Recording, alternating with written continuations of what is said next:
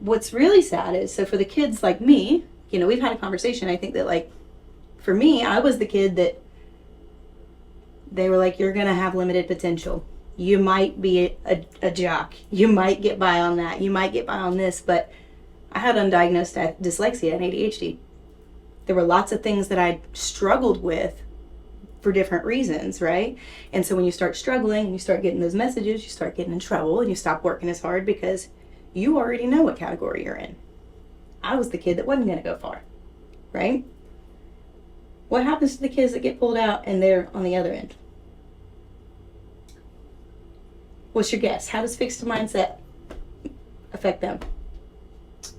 I feel as though since society tells them at an early age, like, you're on this track, you're this type of person, I guess it either influences their confidence in themselves. Sure. And it's interesting because the initial thing is a spike, right?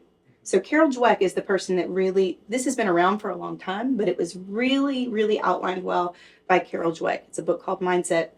It's great. So check it out if you're interested in this topic. But what's really interesting is the kids with fixed mindset that start out with struggling just assume they're going to struggle, that they're never going to be good at school, that they're never going to be okay. And so their effort goes down, right? Because it's kind of like if I were standing here today being like, in order to be successful, I have to be 6'4". He's sitting down. I'm standing up. You can't tell. There's this, like, that's not going to happen. So why would I put work into that? You know, I'm not going to go eat broccoli thinking I'm going to get tall. I'm old. I'm not going to get taller. And so it's that same thing when you have a fixed mindset about your capacity as a person, right? And so those people are going to go, I'm not going to work very hard, because why?